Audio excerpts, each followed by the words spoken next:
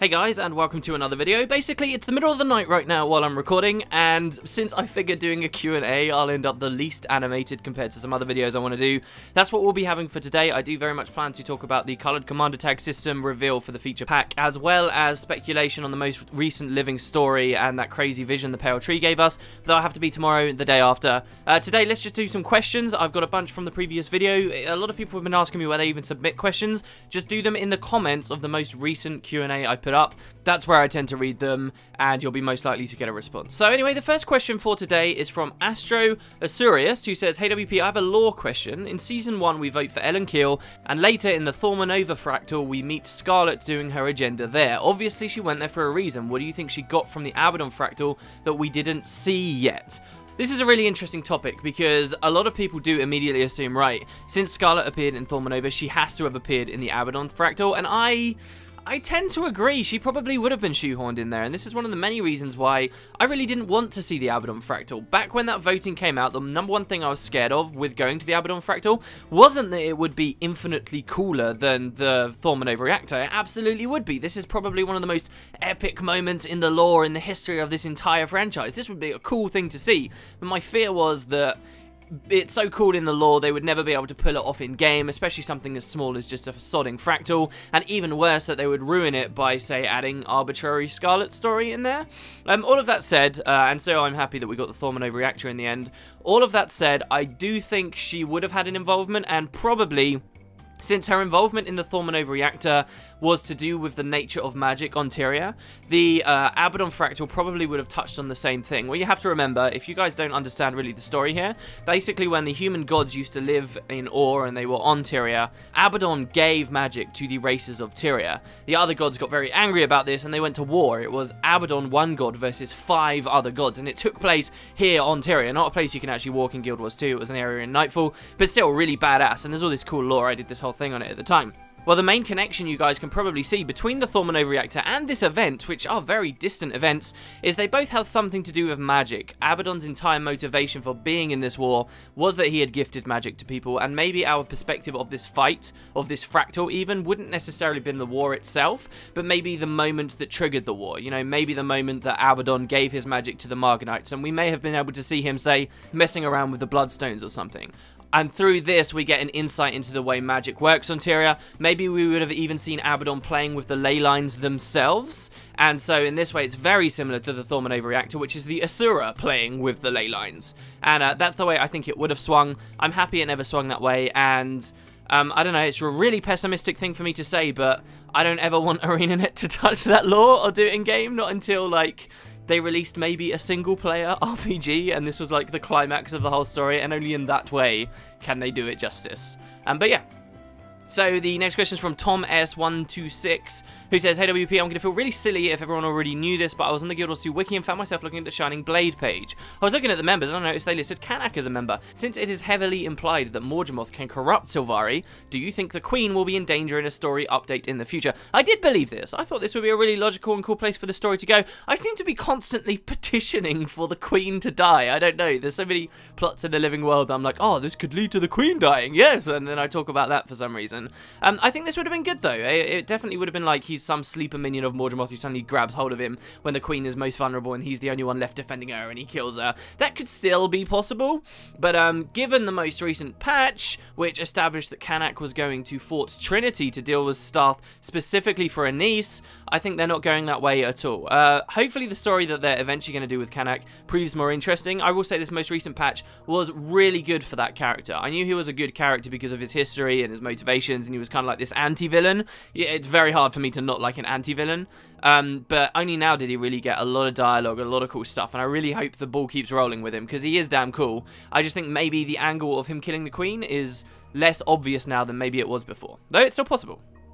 The next question is from VHWP123, who was talking about the new trait system. I must have talked about last week on the Q&A about how much I really enjoy the new trait system. I think it's really strong. There have been some criticisms people have been trying to get through to me that I still don't fully buy. Like, one guy was saying, oh, you know, this is just another way for elitists to be better than other people. Now, when you start playing Guild Wars 2, you have to spend all this time getting traits and learning how they work and blah, blah, blah. And then you have to get all your Zerx armor. And You can't really argue with an opinion like that. It's true, it is more that you have to go through, but I think it teaches people the game better, and any further progression type features they add to the game are going to do something like this. I don't think it's an entirely negative thing at all. I don't think that's an argument for the trait system being really bad. I really, really enjoy it. Anyway, this was one specific question on the topic of the trait system. It says that the new trait system doesn't feel that bad when it's on your first or second character, but now imagine yourself doing the same trait map completion over and over again, and in order to avoid that, you need to spend 100 gold and 200 skill points per character. And since ArenaNet nerfed most of the farms, there are fewer ways to make gold other than dungeons, which not everyone enjoys. And again, this is a valid point, you're right. If you wanted to buy every single trait in the game, you would have to spend an awful lot of money and an awful lot of skill points, but you're taking the absolute extreme, and that is not what people are going to do. Most of the traits are incredibly easy to get. It's complete a single event, do some bit of content that you haven't done in a long while, encourage you to meet up with some guildies and play something else. Very few of them are actually based on map completion, and I completely accept map completion isn't a great way to award people traits. I don't think it should be there at all. That element of the system, yes, could use some work, but the rest of it is really solid. It's very sound. It's not that much effort to get these traits, and yes, if you are desperately in need of some Grandmaster or something, but you can't be bothered to go fight Lister, then fine, you have the option of buying it, but people aren't going to spend 100 gold and 200 skill points. You can't put this argument forward and pretend like you're being forced to do this. I would also question how common it is for a player new to Guild Wars 2 after this patch that has 0 level 80s that now wants to spam through the game and rush a bunch of level 80s to max and also have all of the traits. That is not common. Most people give themselves a main, maybe an alt or two, and that's the end of it. For everyone else that ends up getting tons of level 80s, these are people who have been playing the game a long time, and in my book, any feature that is encouraging people to go back to those map completion-y style areas of the world, to spread the player base out, stop them all being permanently in just endgame areas, is a positive feature. It's one of the reasons why now, while you're walking around Tyria, the game world doesn't feel so empty, because people have reasons to go back to these places, not just because of map completion, but also because there might be some cool trait associated with an event that they're going to. I think it's a positive feature. There's very little negative about it. The main backlash, if you can even consider it one, just comes from people who think, oh, now I have to put in more effort for something I had for free before. And in a year's time, and for the Chinese people who have never known any different, their experience of this game will be more positive for it, especially with some further refinements. Cano Whedon asked a question, and I'm not exactly sure what he's saying, so I'll answer both variants. Where are the updates for the Ranger? Can't find them, he says. If you are talking about the skill bar stuff, there'll be a link in the description. There you go, you can click that. But if you are talking to me about my Ranger that I did the level up challenge, get a lot of whispers when I'm on that tune, like, and I'm clearly running around in dungeons or doing all this level 80 stuff, and people are like, oh, did you finish yet? Yes, I finished my Ranger quite a while ago. There will be a third log. I'm going to do my third log once I've at least started on my second character doing the level up challenge. I still very much want to stream it. I think it could be really good. I think the rule set that I ended up on is fantastic. I ended up on my Ranger, for those who want that bit of information early before the log comes out. I had died like 44 times by the end. The difficulty of the challenge really spikes when you get to ore, and I think that's a really positive thing. The nerves and the tension you would be under doing a permadeath challenge when you get to ore is going to be insane. It's going to feel really good to finally finish that challenge, and incredibly fun to see me fail, for example, towards the end or anything while you're playing through that kind of stuff. It's really, really cool. I want to try out a very difficult class next, though. As far as I can see, for the challenge, the most difficult classes are either going to be Mesmer, just because I had a pretty horrible experience leveling my Mesmer, to be honest. Necro, because they don't really have much in the way of damage mitigation, like straight up like blinds and blocks and so forth. Or maybe Thief, but Thief is kind of weird for me because you can stealth a lot, but more importantly, you can drop stuff like smoke screens and prevent all range damage, and everyone who's close to you is blinded. So I don't know. Anyway, I think one of those three professions is probably the hardest. I'd say Ranger is probably one of the easiest, and I ended up dying 40 times. So it's going to be fun. It's going to be really good.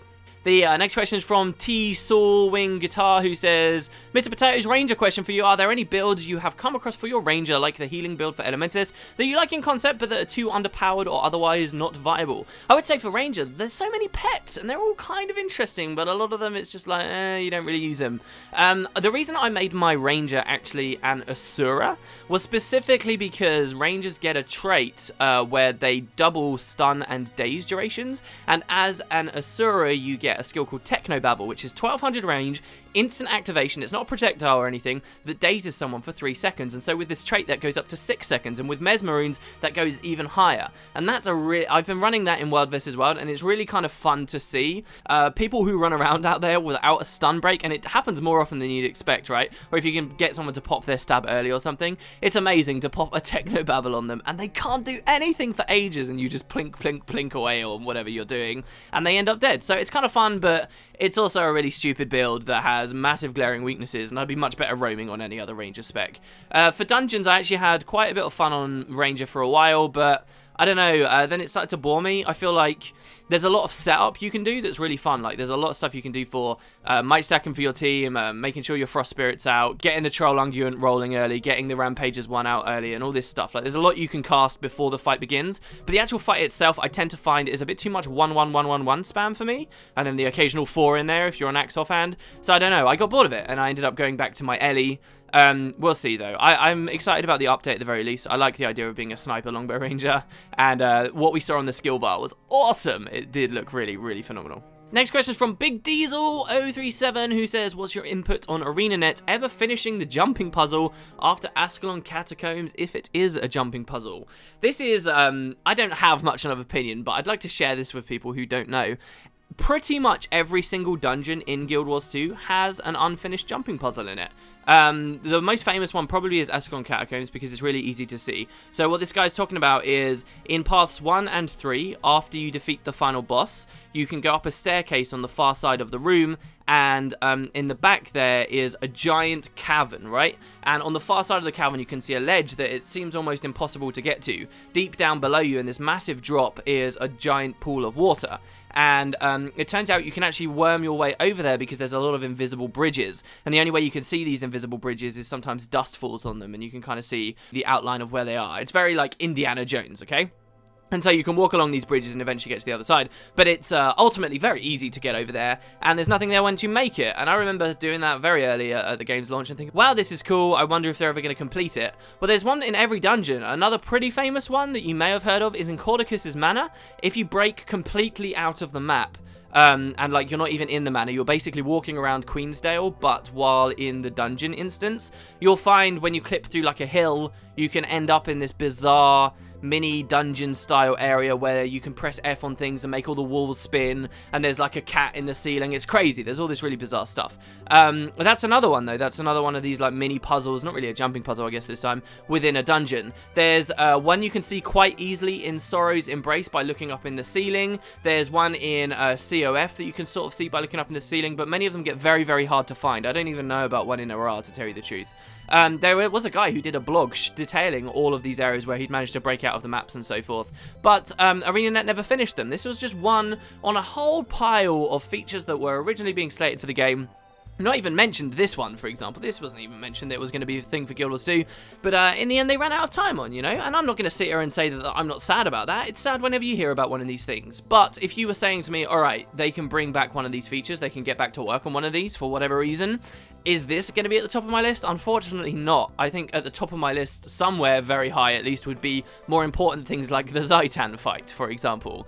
And so yeah, it's a shame, but it's also one of those cool little trivia things, especially if you do a lot of map breakouts to go and try and find all of them. That's a really fascinating blog. Okay, and the final question for today is from Zinkaros, who says, hey WP, when are you going to do your personal top 25 favourite events in Guild Wars 2? I know you never said anything about such a video, but it would be cool to hear your personal favourites from the game. Maybe some people might learn something about the game in the process, especially if there were some less known, fun, odd events there. 25 is an awful lot of events. I think I could probably fill that kind of list, and it's funny, I did talk a long while ago now about I would love to do a video where I express to you guys what my favourite events are and why. And I'll tell you here straight away for a real answer, the Lissa event in Ore, I seriously think that entire meta event is the best meta event in all of Guild Wars 2. It has scaling issues, and certain mechanics should be refined so that they proc more often, but that is a really awesomely designed event, and I think everyone should, I think especially ArenaNet should look at that for inspiration on how to do any kind of super boss or significant meta event in a future map. You know, like Dry Top's got them too, but they're kind of different, right? So like, if you guys don't know, the way that Lissa works is a giant friggin' massive arena. The ultimate goal is to kill the Risen Priestess of Lissa, a big boss in the center of the area, but she's protected by these massive seals that mean you can't get in at her and she's invulnerable. So to break through these seals, you have to go to these big corners of this giant circular area and complete different events to hold them in favor of the Pact. Each of these events has different mechanics to play into. They're all too easy to do, frankly. Like, this is where refinements would come in. But one of them, you have to be grabbing all these electrical things and throwing them to charge this battery. One of them, you've got to destroy all of these fortifications the Risen have built. Another one is just like a straight up defense thing. But once you capture these areas, you need to hold them in favor of the Pact. The Risen will, at various intervals, come and try and attack them again, and you have to defend them. Once you own all three, which is very easy to do because the Risen don't try to take them back quick enough, that would be another refinement I'd add to it. Once you own all three, finally the seal in the middle breaks, and you get like this epic moment where you've got this massive Zerg that's just done these 3 different events, and then just all these players just charge down these long walkways, these long narrow walkways, in this massive epic move where they all just crush into the center where Lissa is. That's really cool. Like, that's a giant Zerg, but it's a Zerg that's been encouraged to split up even slightly to just 3 different areas, and you get this massive cinematic push, and you get to fight Lissa. Lissa herself is really well designed. She actually, unlike most of these big spam down bosses, even many of the temples in Ore feel a lot like this, she's got interesting mechanics. She moves a lot. She has a phase where if you're facing her, you're perma-stunned. She has some pretty formidable adds that she summons. Around her in the environment are these giant Risen Trebs that are throwing stuff at you. Now, if they did more damage, maybe if they one-shot people, the event would get even more interesting, where everyone's spreading out to actually not just fight Lissa, not just hold the seals, but also destroy all of these Risen Trebuchets in the area. Like, it's a fantastic fight. And then, in a perfect world as well, you'd be fighting Lissa as long as you can, and then all of a sudden, oh no, accidentally some guys, they failed to defend one of the seals, so you've got to try and split people back to get back. There's really, really strong mechanics there, and though not everything is perfect, and though the difficulty of it is like toned way down until it just scales a lot, and then all that changes is she gets stupidly tanky, there is a really, really solid event and design behind there, and Lissa is absolutely the very top for me.